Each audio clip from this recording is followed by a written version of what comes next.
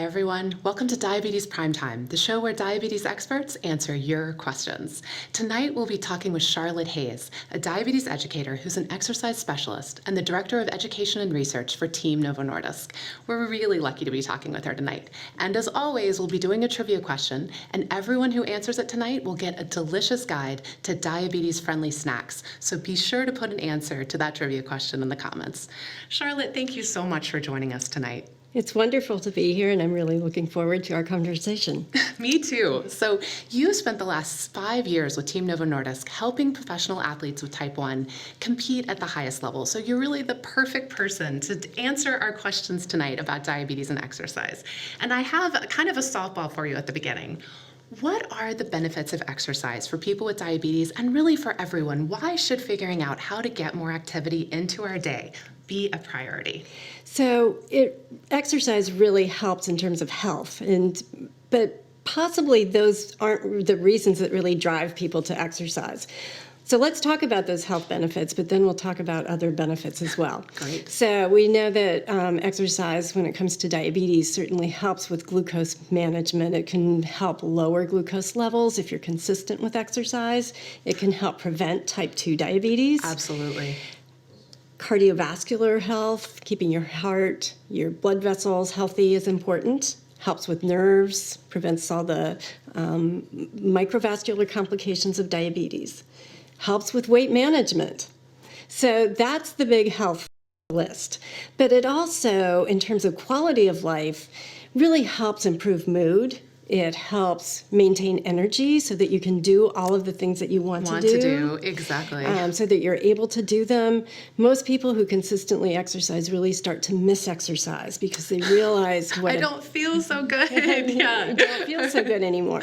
So those are really the list, but for most people, it's those other things that are the motivators more so than those health benefits, which are critically important. So it's good for my blood glucose, it's good for my cholesterol, but what I really care about is that I feel better when I wake up in the morning because I'm exercising. You feel better and you're able to do more things throughout the day. I love it. All right, so we are going to be taking questions live from our audience tonight. So if you have a question for Charlotte, please leave it in the comment for us. But in the meantime, I have a few questions that people in our Facebook group have already asked once we knew that you were going to be here with us. So I'm going to start with those. But before I do, I want to say hello to a bunch of people who have joined us. Hi to Cindy in Kentucky and Autumn in Florida, two of my favorite folks in our group. Hello to Paul, to Taniqua Johnson. And Taniqua says she's just getting back from Zumba and she's really excited about the session. So that's awesome. So Marella in the group asked us, which exercise is best to do to lower blood sugars? What would you say? Well, my first answer is an exercise that you are committed to doing and you will do is the best for lowering blood sugars. So if you're trying to do something that you really don't like or you really don't enjoy doing or that you just can't fit into your day, that's going to be no good. So we talk about different types of exercise, and they all are important, but the most important, again, is something that you can fit in your day and you can commit to doing. Now, there's cardiovascular exercise or endurance exercise. Like walking? Like walking, for some people, working on equipment in a gym, cross-country skiing, any of those exercises that use repetitive motions of large muscle groups over at least 20 minutes or so, 10 minutes nonstop.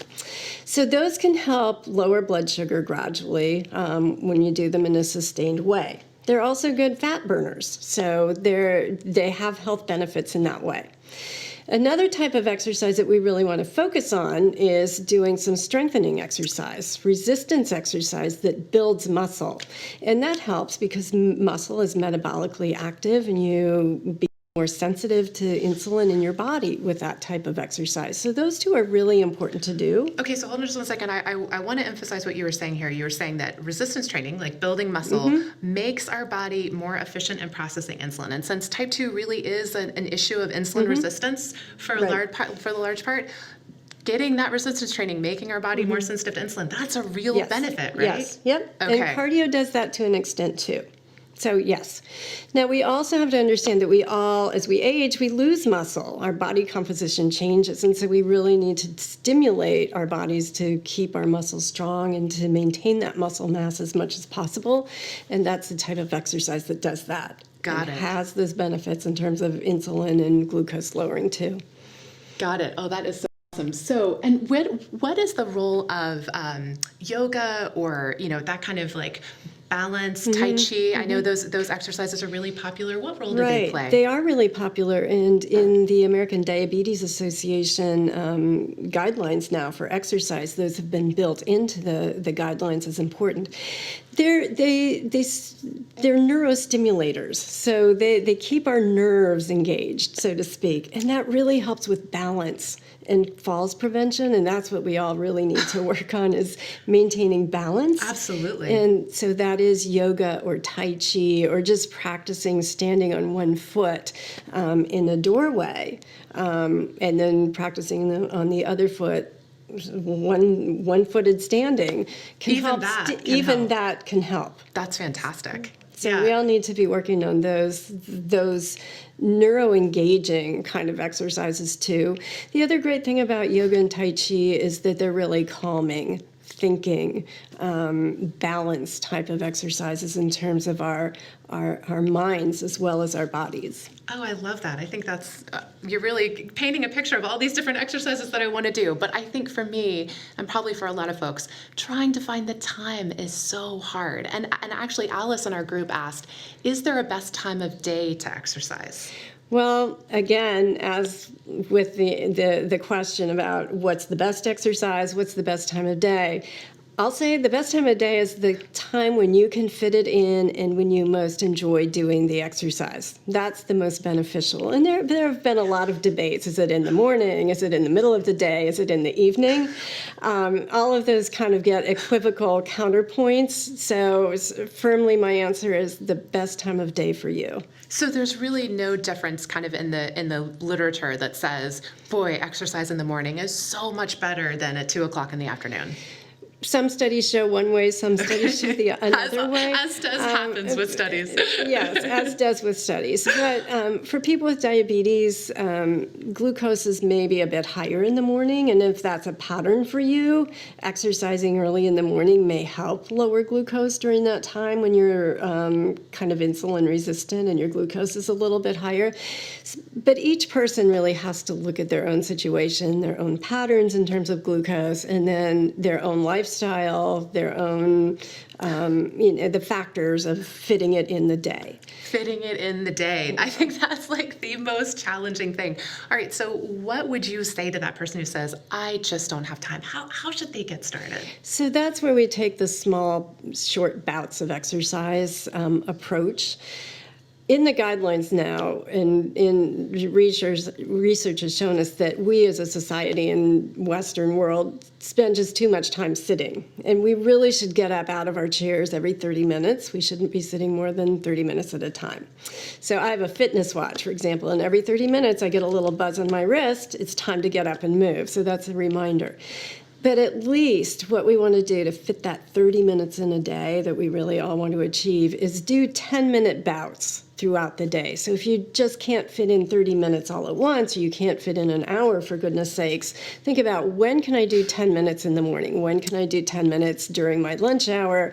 When can I do 10 or 15 minutes in the evening? And that adds up. It does add up. And it feels more approachable in a way. Like, okay, 10 minutes in the morning, I can handle that. I'm not going to try to think about doing the full 30 minutes. Right. I like that a lot. Right. All right, so I have some more folks to say hello to. I want to say hello to Maxine, to Sharon in Pawtucket, Rhode Island. Maxine says, I like to walk. I do too. And hello to Liesel from South Africa. Gosh, it is so great to have you here with us. I want to pause for a minute and tell you about the two sponsors of tonight's episode. Argray has been working for over 50 years to make the lives of people with diabetes simpler and easier. Their blood glucose monitoring products and personalized approach to diabetes management helps empower people to live richer and healthier lives. And Amazon's Choice brand of blood glucose monitors and blood pressure monitoring products make healthcare more affordable. We'll put a link to both of those amazing brands in the comments. Be sure to check them out. They make our show possible, and we are very grateful. And I want to say, stay tuned for our trivia question coming up, where you will get our free diabetes-friendly snack guide when you answer the question. So be sure to put an answer in the comments for us. All right, Debbie in our group had a question that a lot of people with diabetes have. She says, I find my blood sugar goes up a lot when I exercise. Why is that? Yeah, that happens more often than people really believe and talk about. Most people are concerned about low glucose with exercise. This can happen for a few reasons. Now, one of those is that if you're exercising really hard and you're challenging yourself with a lot of intensity with your exercise, you have hormone outflow, like adrenaline or fight or flight hormone, that is glucose raising. And so that's one thing that can contribute to glucose rise. You have to think about when you last consumed carbs and ate in relation to when you're exercising. How well is that matched up? Think about how your medications are working in relation to exercise. Absolutely. So there are really many factors, and it's good to be a little bit analytical about thinking about all those factors and maybe talking with your diabetes team or your health team about what you're experiencing around that. But again, hormones often can contribute to glucose going higher depending on how hard you're working. Well, I'm so glad we talked about that, because I think a lot of people are like, exercise is supposed to make my blood sugar go down. Why is it going up? And so really what you're talking about, there's a lot happening in your body that might explain that. Right, and usually that glucose rise that happens is pretty short term, and it usually corrects after time. So you want to kind of keep track with frequent glucose monitoring to see what the total pattern is there. Absolutely. I'm so glad you talked about that. We really, when we're doing exercise, we really can't be checking blood glucose often enough just to see what's happening and what's going on. To really understand. I know your type 1 athletes that you're working with, they're using CGM, right? So they always know what's happening with their blood sugar. Yes, yeah. So it's really nice to have that tool to work with to really keep things pretty straightforward in terms of what's happening with glucose. I think that's wonderful. All right, so we got some more comments. I want to hear from you guys. Tell me what your favorite kind of exercise is, and if you have a tip for how to work it into your day, I would like to hear it. But Anita says hello from Vancouver, Canada. Let's see. Says, hello from Pennsylvania. I like walk and aerobics. That is awesome. And Elvia says, I'm not doing a lot of exercise because I work 10 hours a day, and when I get home, I'm very tired. Do you have any suggestions for Elvia? Is it just the idea that having more energy is going to make it a little easier to exercise? Well, not necessarily at the end of the day when you're really tired. The hardest thing about exercise is getting out the door and getting started. And once you've gotten the roll going, usually you start to feel better within 5 or 10 minutes of exercising. So the biggest tip there is to have everything ready to go and have a firm plan to get shoes on and get out the door if you're going to go for a walk. Maybe commit to just that 10 minutes and don't think that you have to do a really long amount. Just be gentle with yourself. The other option is to do those small amounts throughout the day, 10 minutes in the morning, 10 minutes midday, and then save 10 minutes for later in the day after work. Find a time that works for you. Well, I think it's such a good suggestion to not be thinking like, oh, I'm just going to get home and have the energy to do it. Either do it in the morning or have a plan. So it's harder to say no because, gosh, my willpower is zapped by 6 o'clock. I'm not thinking exercise is the last thing I want to be doing. So if that's not the right time for you, consider a few other options. I love it. All right, folks, it is time for our trivia question. So again, if you leave an answer for us in the comments, you will get our free snack guide. And here's the question. So according to the American Heart Association, exercise reduces the risk of cardiovascular disease, including heart attacks and what? Is it A, stroke, B, cancer, or C, eczema? So again, according to the American Heart Association, exercise reduces the risk of cardiovascular disease, including heart attacks and what? A, stroke, B, cancer, or C, eczema? Put an answer in the comments for us, and no matter whether your answer is right or not, you will get our free diabetes snack guide, so be sure to answer it. So one of the questions that Yvonne had from our group, I thought was such a great one. And she said, I wish I could give a question for you about exercise, but honestly, I don't know where to start with the exercise part of diabetes management. I go to the gym and feel overwhelmed because I don't know what machines to do, and I have no idea whether I'm doing it right. So I'm sure there are so many folks out there like Yvonne. What would you say to those folks? Well, I would say, first of all, I recognize that the gym can be a very overwhelming place, especially if you're setting foot in there for the first time. Remember that all those people in there who are engaged in their exercise or seem to know exactly what they're doing were in your shoes at one point. They had no experience in the gym either. So if you're considering going to a gym and getting the benefits of really using the machines and the equipment there, it's really worthwhile to have 1 or 2 sessions with a personal trainer or someone who can actually show you how to use the equipment, how to use those machines, and help set up an exercise program that's just for you. Well worth the investment if you're going to a gym. Now, also keep in mind that it's good to have a few options that you can use or that you can fit in your day. So, for example, you may want to have walking from home as an option on nice days. Go to the gym maybe 2 times or 3 times a week for doing weight training and resistance training to build muscle, as well as doing some cardio, and just to mix it up a little bit. But remember that there are things that you can do at home that are less technical in terms of exercise that still certainly count, and then have those things that you might do outside, right out the door from your own house, to mix it up. But in terms of the gym, I say have someone show you what to do. Don't try to go it alone. Don't try to go it alone, because you could get injured, and the last thing you want to do is get frustrated with a gym membership that should really be beneficial. Such a good point. And actually, we have some really great questions in the comments here, folks. Thanks so much for also telling us what your favorite kind of exercise is.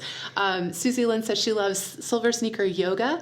And Taniqua says she loves going to Zumba. A lot of Zumba fans out there. Paula likes Zumba as well. But someone asked, is walking on the treadmill as good for you as walking outside? That is a great question, is it?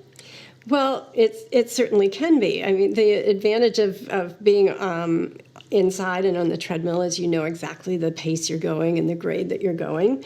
If you like watching the news on the treadmill, then that's great. There are usually reasons why people are on a treadmill. Maybe it's the weather isn't good. Maybe it's they don't have a safe place to exercise. Maybe they just enjoy the treadmill more. Outside, there are great advantages. You hear the birds, you look at the flowers, you might get more of a fresh air. Here in Atlanta, where we live, there are a lot of hills, so you get to do more intensity. So it just depends, but again, whatever you do and whatever you fit in, helps. So whether you're on a treadmill or you're outside, it's whatever works for you. So what I think the consistent theme of our show tonight is there's no best anything. It's whatever you can commit to, whatever you enjoy, whatever you will actually do is the key. That's right. So yeah. Karen Dunn asked a really good question. She says, do they still advise not to exercise if your blood sugar is over 250? So with that, really there's another kind of test you want to do, and that is testing for ketones in your blood or urine that would show that your glucose is too high and maybe you're going into diabetic ketoacidosis. Okay. That's the risk. But think about the scenario of, let's say that you went out for lunch and you had a larger than usual lunch, and your glucose is now high, it's over 250, and you feel fine. You're quite certain or more than certain that it's related to food, then exercise is going to be beneficial. It's going to help lower It's going to help lower that glucose. So you really want to think about scenario. the issue of glucose being really high in ketones is most likely for someone who's insulin requiring. It could happen in others, but think about how you're feeling. Think about the scenario why your glucose is high. Great answer. I think that's so helpful. And as you said, a lot of times our highs are because we've had a little too much to eat. This is a great option. It's a great option in that case. scenario. Sure. I think that's wonderful. So another question we get often is, should I be eating, how many carbs should I be eating before, during, and after exercise? So I know that's a big, broad question, but take it away, Charlotte. That's a big, broad question. And the answer is that depends. Right. So the amount of carbs you need is always individualized. It's weight-based. So a larger man, for example, needs more carbs per meal or per day than a smaller woman. So that's one factor. The other factor really is the amount of exercise that you plan to do. Great so point. Not all exercise requires more carbohydrates or more calories, really, especially when you're thinking about using the exercise for weight management. If you're working harder and at a higher intensity, you generally need more carbs than you do if you're working at a low intensity, for example, taking a moderate walk. So again, that varies quite a bit. It's really good to work with someone in the diabetes community who knows exercise or with a sports dietitian. Got it. If you really need individualized help with understanding how many carbs do I need or what's the right nutrition plan for me based on what I'm trying to achieve in terms of my exercise goals. I think that's such a great answer. All right, so we have a question from Nick. You said high intensity. Nick is a super high intensity cyclist. And so his question is, he wants to know whether doing high intensity rides, which he often does, which does raise his blood sugar, is bad in the long term. He says his endo was suggesting that he taper his riding style to more of a, quote, tamed type of endurance paced riding, which probably means something to you. I'm not sure what it means. So what would you say that really super intense riding is something that Nick should back? Well, it really depends on Nick's goals, and the important thing is to stay safe with exercise always. Always. To make sure that that's safe for him to do. Sounds like he's fit and working pretty hard. Awesome and working super hard. Yes. So what we're talking about is really that spike that comes from that hard output and the hormones you were talking about. The hormones and the adrenaline outflow. Usually those spikes are pretty short-lived and they can be managed, but you want to make sure that you're not doing, and having those spikes go up and stay up. Got it. One way to physiologically reduce glucose after a hard workout like that is to do a long cool down. Okay, so that your body is metabolizing lactate that's been building up in muscles, so that the hormones get to kind of move out of the way, really hydrate well. But that cool down can really help to bring glucose down gradually and get it down after a hard workout like that. That is fantastic. Wonderful. All right. We have a whole bunch of other questions here. Anna, I think it's Alma, says she's watching us while walking on the treadmill. That is fantastic. That's great. Our poster child. I'd love to see a picture of that. And let's see, Ernie says, I think it's Ernie, says, don't laugh, I love clogging. Again, that's great. Whatever that's great works for you. exercise. Exactly. No, I think amazing. that's fantastic. Yeah. But let's see. Paula says, when you live in a state in wintertime with bad snowstorms outside, what do you do about exercise? And I will say real quick, in our group, YouTube videos are a great solution for that, but I'll defer to the expert. Yeah. No, any indoor option that you find that works for you is great. So if you can have space in your home, having indoor option is always good, like a treadmill or an elliptical. Videos are great, or YouTubes where you're you're exercising along with a leader, so to speak, Sure. in a mock group setting is wonderful. If you have stairs, you can walk up and down the stairs as long as you can stand the kind of boredom of that. But doing weights, doing calisthenics, having exercise bands, all of those little bits of things that you can do when the weather's nasty outside, just to have kind of a list of things and have a basket of weights and exercise bands and little things that you can do, they all make a difference. That is so wonderful. All right, James actually has a really great question. He says, I've had a leg amputation. What exercise should I avoid? Any exercise that? Well, I think just taking care of the balance of your limbs to make sure that you're not having pain or hip pain or leg pain or knee pain, that's important. May find that non-weight bearing activities or pool activities work well for you. But again, it's really good to work with a physical therapist and with your medical team to kind of get an idea of a plan that's very personalized and will work for you to be able to do as much exercise as you want. Focusing on upper body may work well.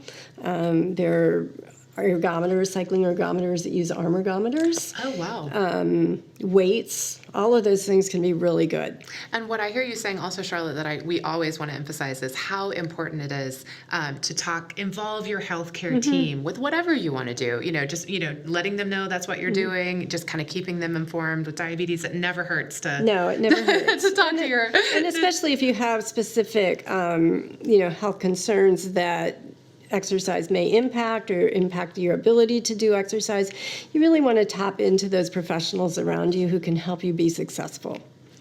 I think that is just so important. Okay, so Nick's other part of his question is how he should treat carbs before, during, and right after for recovery. He says, I will eat a banana or something similar as I begin to ride and then vary what I eat depending on the length and intensity of his workout. He finds what works best for him is nothing but water until his blood glucose calms down and settles in. Does that sound like, if that's working for Nick, would you stick with it? Would you try something different? So again, it's a very personalized approach that we all need to find. Nobody's exactly the same. And the way to fuel really is you want to have enough fuel on board before you start. You want to make sure that your glucose is in a good range before you start. And then pace the fueling along the way to keep your blood glucose in range. But there are also some very good sports nutrition guidelines that tell us about how much nutrition any athlete or any active person needs for the amount of exercise that they're doing. And they really marry very nicely with diabetes nutrition guidelines. So that's great. When you're exercising more and you're doing have a lot more energy output, you need more calories and more carbohydrates to sustain that exercise. If you're really not doing that much exercise and you're focused on weight, then we focus on fewer carbohydrate grams, fewer calories, and it works well no matter what your activity level is. So Charlotte, you actually, before we went live, you shared some pictures with us of we really work with the plate method a lot here. And so you shared some pictures with us of what plates could look like depending on kind of your level of activity. Right. So we'll share a few of those in the comments so that folks can see if you're doing light activity and you're really focused on maybe trying to lose some weight, what a plate might look like. If you're doing some more heavy activity, what it could look like. So you need to kind of figure out what works for you. Right. You really do. And basically, you think, well, I'm not exercising that much today, so I really don't need to eat as much as I would on a weekend day when I'm doing 2 hours of yard work and I'm walking for an hour outside and I'm doing weights at the gym. Those would be 2 very different days. So the amount that we would expect to eat on those days would be very different too. It depends. Absolutely. Yeah. All right, so we are going to go to a video right now of Jane, who's a lovely lady with type 2 diabetes, who talks about in this video how she went from completely sedentary, completely inactive, to actually starting to exercise at at 62. And all that exercise has meant to her over the course of the past few years as she's gone from very slowly walking to starting to run, actually running a half marathon. So get ready to be inspired, watch the video, and then we'll come back and keep talking with Charlotte and answering your questions. I started running when I was 62 years old after a lifetime of inactivity. Walking was what led me to running, walking briskly. I love walking still. Walking is underrated. I didn't tell anybody that I was running for maybe about 4 weeks into it because I wanted to make sure that it was something I was going to do. I already kind of felt like a failure because I had gotten diagnosed with diabetes. I wasn't active for my entire adult life. So I wanted to feel accomplished and like I could do something. So I started with the couch to 5K, and I eventually did a 5K run, and that went quite well. And I progressed to, I'm going to be running my first half marathon 2 years ago. I never, ever would have seen myself running. You know the saying, she believed she could, so she did. It's always been my motto. And I think that you can have a lot of belief in yourself. Such a rock star. I love that video so much. So I'm so glad to get to share it with you all. It definitely inspires me to try to get out and do more activity for sure. All right, so we're back to questions. Charlotte, Crystal asks, are there any specific exercises that will help people with diabetes with the pain and discomfort of peripheral neuropathy? And I know neuropathy is a concern for a lot of folks. Yeah. What role might exercise play in that? Well, exercise plays an important role in terms of glucose regulation. It's important to really take care of your feet if you're having peripheral neuropathy that's affecting your feet. So high impact exercises like running or jogging probably aren't the best choice. However, if you're walking and you have good, well-fitting walking shoes, you might need orthotics, you'd see a podiatrist, is a perfect activity. It's fine. If you feel like you have a lot of pain with walking, then it's good to move toward non-weight-bearing activities. So getting on a bike, a bicycle ergometer or a road bike is a nice thing to do. Swimming? Get in the pool. Yeah. Swimming, water aerobics is wonderful. That helps with, you get some cardio. It helps with strengthening. You get some stretching and flexibility work. I used to teach water aerobics. So I'm a big fan. So that's great. Also doing some yoga, Tai Chi, those kind of mind-body exercises that help with balance are really good to do. You can learn to do some gentle self-massage. That's a nice thing to do. So maybe gentler forms of exercise that you enjoy that just don't add trauma to your feet. But it sounds like there are a lot of there options. are lots of good options. I think that's fantastic. Yeah. So Charlotte, you're the author of a book that the American Diabetes Association has published called the I Hate to Exercise Guide for people with diabetes. And that book is a wealth of information. So information, suggestions, ideas. So if anybody is looking for more information after watching this Facebook Live, I would really suggest you check out the book as kind of a guide to get you started because you really do lay it out really beautifully. Yeah, it covers a lot of the things that we've talked about tonight, but even in more depth. It gives some ideas for armchair exercises. So it can be a helpful resource to people. Oh, that's fantastic. Now, I have to ask, Charlotte, what's your favorite form of exercise? So my favorite is any form of exercise that's outdoors. So I love to walk. I love to hike. I used to be a runner, but I have an old injury, so I don't run anymore. But I kind of mix it up. I enjoy doing that. I go to the gym a couple times a week, and I've started doing some high-intensity 45-minute hard workout that's fun. Oh, cool. But it's hard. Yeah. So those are the things I do. I like to mix it up a bit. Oh, that's awesome. I'm glad you brought up injury because Autumn actually had a question for us. She said, when you are dealing with an injury, do you have any suggestions on how you can ease back into your exercise routine without re-injuring yourself? So you really have to be patient. Again, And That's so hard when you want to get back into it. It's hard. You do have to be patient. Make sure that you're working with your healthcare team again, the orthopedist or whoever's helping you with managing your injury.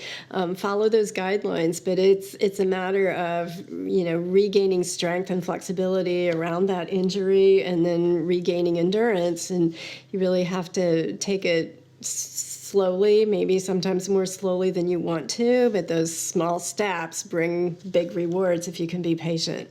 I love it.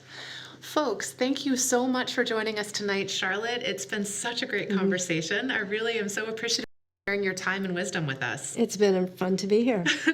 All right, so for all of you who answered our trivia question, the answer is A, stroke. Strokes and heart attacks are the most common complication of heart disease, and everyone who answered the question or left a comment for us will get our Healthy Snacks PDF for free. So if you haven't done so, go ahead and answer the question, and we will still send you that snack guide. We will be back for our next episode on April 10th at 8 p.m. Eastern with Ann Goebel-Fabry, who's going to be talking about coping with emotional eating. It's going to be a fantastic episode. I hope you'll be able to join us, but until then, have a great night and take good care. Thanks, folks.